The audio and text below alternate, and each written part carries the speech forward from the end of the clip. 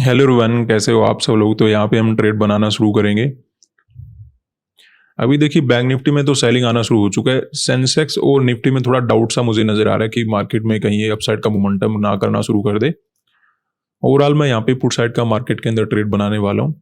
तो bank Nifty क्योंकि down side चलना शुरू हो चुका है और अपना मेजर जो फोकस रहता है वो बैंक निफ्टी के ऊपर रहता है, तो यहाँ पे हम ट्रेड बनाना शुरू करेंगे। 1050 क्वांटिटी ऐड कर लेते हैं, क्योंकि अगर हमने बैंक निफ्टी के अंदर अब ट्रेड नहीं बनाया तो हो सकता है कोई अपॉर्चुनिटी अपने हाथ से निकल जाए और फिर दोबारा से हमें मौका ही ना मिले ट्रेड वगैरह बनाने का। तो इसलिए अच्छा ट्रेड मार्केट के अंदर मिल रहा है और ठीक जगह पे मिल रहा है। 1050 क्वांटिटी फर्दर ऐड कर लेते हैं। सेंसेक्स में आज एक्सपायरी रहने वाला है, तो यहाँ पे हम बाय करेंगे 840 क्वांटिटी। निफ्टी में ऐड कर लेते हैं 1275 क्वांटिटी।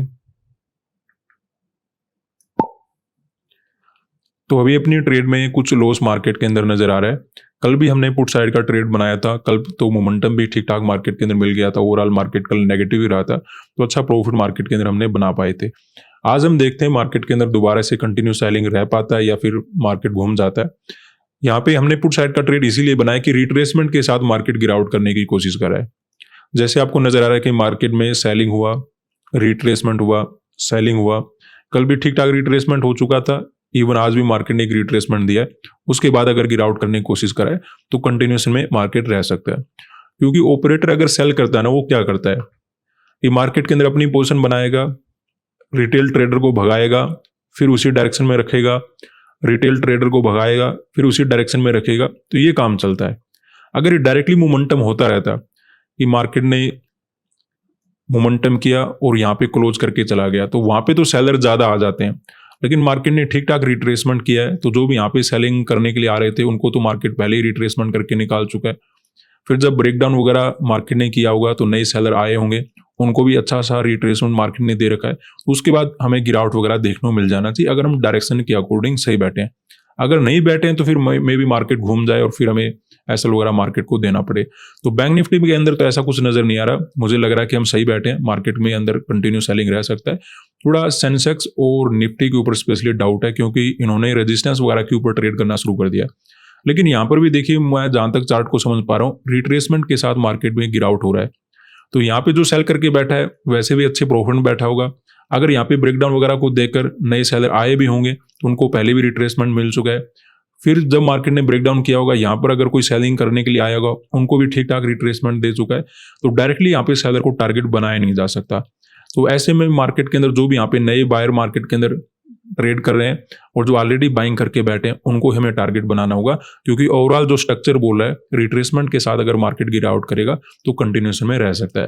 हालांकि मैं जहां तक प्लान बना पा रहा था कि इस रेजिस्टेंस वगैरह के ऊपर नहीं जाना चाहिए मार्केट, तो थोड़ा सा अपना रिस्क बढ़ चुका है। लेकिन बैंक निफ्टी में चार्ट मुझे अच्छा बनता हुआ नजर आ रहा था, तो उसके अकॉर्डिंग मैंने यहाँ पे ट्रेड बनाना शुरू कर दिया। सेंसेक्स भी अभी तक रेजिस्टेंस लेवल के नीचे है, ये भी रिट्रेसमेंट वगैरह के साथ ही ट्रेड करने की कोशिश कराए तो हमें कंटिन्यूएशन में सेलिंग वगैरह देखने को मिल सकता है। रेजिस्टेंस के अगर ऊपर चला जाता है तो फिर हम डायरेक्शन के अकॉर्डिंग गलत हो सकते हैं, क्योंकि देखिए मार्केट के अंदर क्या होता है, यहाँ पे कोई ऑपरेटर बैठा है जो मार्केट को गिराना चाहता है, ठीक है। अब सामने से कोई ऑपरेटर ऐसा आ गया जो मार्केट को ऊपर ले जाना चाहता है, ज्यादा पैसा लगा दे मार्केट के अंदर, तो उस दिन हम गलत हो जाते हैं। तो जिस दिन आप गलत होते हो उस दिन आप लॉस लेकर निकल जाओ।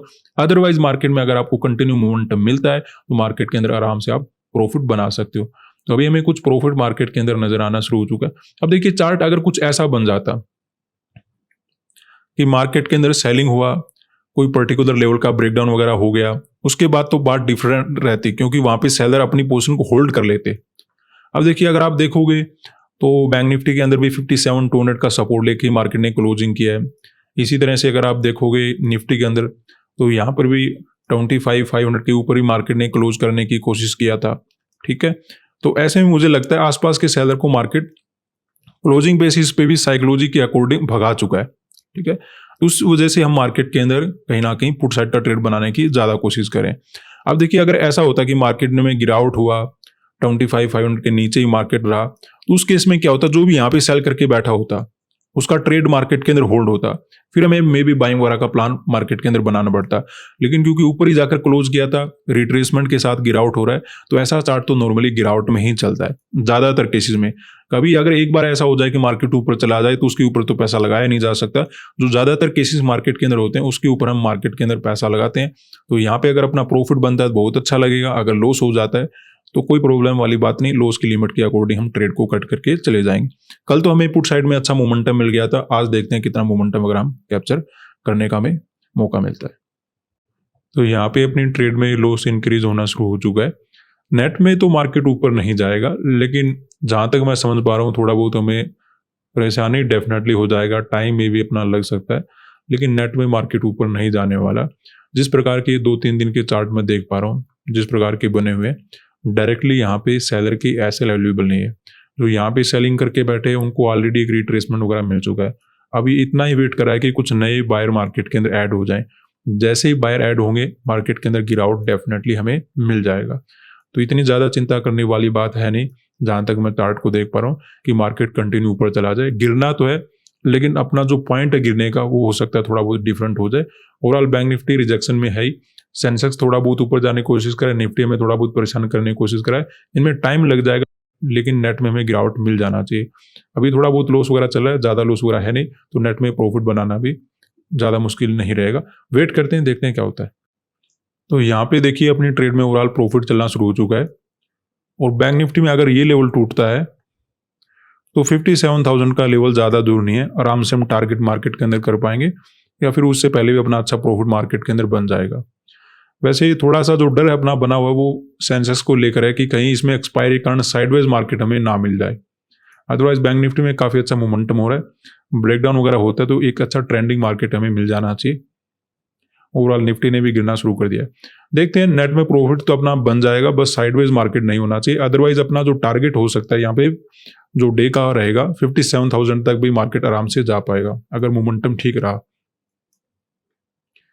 देखते हैं क्या होता है, ब्रेकडाउन होने के बाद ही पता लगे कैसा कैंडल वगैरह मार्केट ने बनाया है।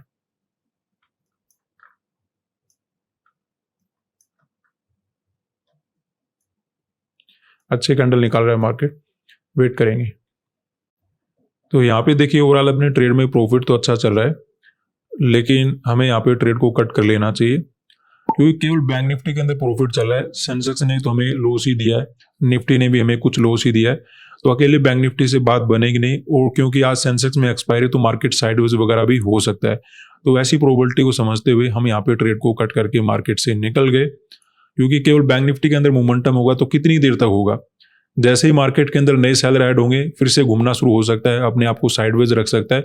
और सेंसेक्स और निफ्टी ऑलरेडी में साइडवेज नजर आ रहे हैं। इवन सेंसेक्स ने तो हमें ठीक ठाक लॉस दिया, अगर हमें सेंसेक्स लॉस नहीं देता तो केवल बैंक निफ्टी के अंदर भी ठीक ठाक प्रॉफिट हम बना सकते थे। लेकिन ये तो प्रोबेबिलिटी बनी रहती है, कभी कोई इंडेक्स मोमेंटम करता है, कभी कोई इंडेक्स मोमेंटम करता है। तो हमने यहाँ पे पुट साइड का ट्रेड क्यों बनाया था, क्योंकि मार्केट के अंदर हमें नजर आ रहा था कि ओवरऑल रिट्रेसमेंट के साथ अगर सेलिंग हो रहा है तो कंटिन्यूएशन मार्केट जा सकता है। दूसरा हमें नजर आता है कि अगर मार्केट डायरेक्टली मोमेंटम करेगा तो डायरेक्टली यहाँ पे सेलर के एसएल अवेलेबल नहीं है, क्योंकि यहाँ पे जो सेल वगैरह करके बैठे हैं ऑलरेडी अच्छे प्रॉफिट में बैठे हैं, ज़्यादा से ज़्यादा वो क्या करेंगे, उनका प्रॉफिट मार्केट कम कर सकता है, लेकिन एसएल मार्केट को नहीं मिलने वाला। इससे भी ज़्यादा हमें बैंक निफ्टी के अंदर नजर आ रहा था कि मार्केट अगर यहाँ से ऊपर निकला तो यहाँ तक तो देखिए मार्केट ने रिट्रेसमेंट कर ही रखा था, उसके बाद अगर और ऊपर निकलता है तो मार्केट के अंदर क्या होगा, डायरेक्टली यहाँ पे सेलर के एसएल अवेलेबल है नहीं, तो मार्केट को गिरना चाहिए। और जैसे ही मार्केट ने गिरना शुरू किया वहाँ पे हमने पुट साइड का ट्रेड बनाया कि रिट्रेसमेंट के साथ मार्केट कंटिन्यू सेलिंग में रह सकता है। यहाँ पे हमें अच्छा सेलिंग मिला, लेकिन सेंसेक्स और निफ्टी में बिल्कुल भी हमें सहारा नहीं मिला। इवन सेंसेक्स ने हमें लॉस ही दिया। अदरवाइज सेंसेक्स अगर लॉस नहीं देता तो आपको ये टारगेट काफी अच्छा नजर आता, लेकिन कोई प्रॉब्लम वाली बात नहीं। ये कभी कभी होता रहता है कि कोई इंडेक्स मोमेंटम नहीं करता। आज ऑप्शन सेलर में भी पैसा बना ले अच्छी तरीके से, लेकिन ऑप्शन बाइंग करके यहाँ पे अगर हम बैठे रहेंगे तो जैसे ही मार्केट घूमेगा प्रॉफिट ज्यादा ही कम कर देता है। इसलिए हम ट्रेड को कट करके मार्केट से निकल गए। आज के लिए इतना ही, धन्यवाद।